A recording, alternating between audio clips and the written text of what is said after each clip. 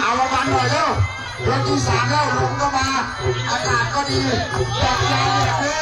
มาเลยครับมาเลยยิงเข้าไปยิงเข้ามาสอดเข้าไปสอดแล้วแปะจิ้มไปกดไปจิ้มไปต่างคนต่างจิ้มครับยิงเข้ามา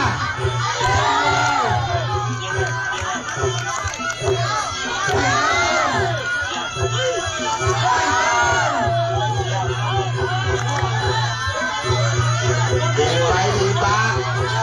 ตีครับตีเชือก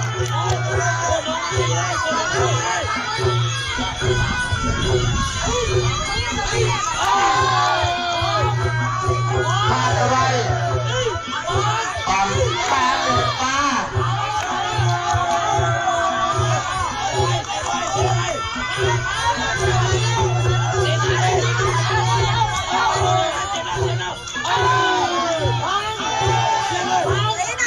ปักสองมาดูไปเดินมาดูมาดูมาเดินไปเดินมาบิดนะบิดบิดเดินไปบิดไปบิดมาหมุนมาเตะสอดในดึงออกมาเตะเชือกเตะ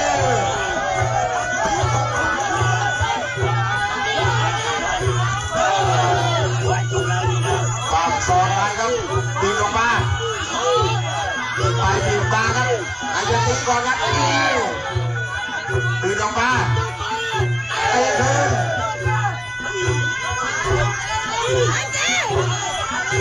หลอกกับลักจู่แล้วจิ้มขาตู่เชือกครับ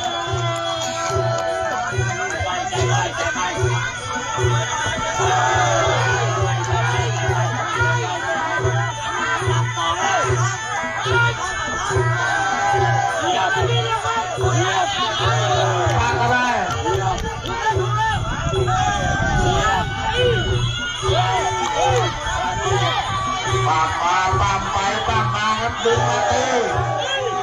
หมุนมาเตะคืนหมุนมาเตะคืน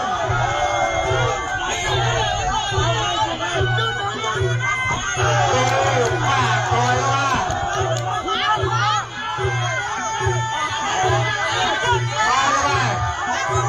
โยกกันไป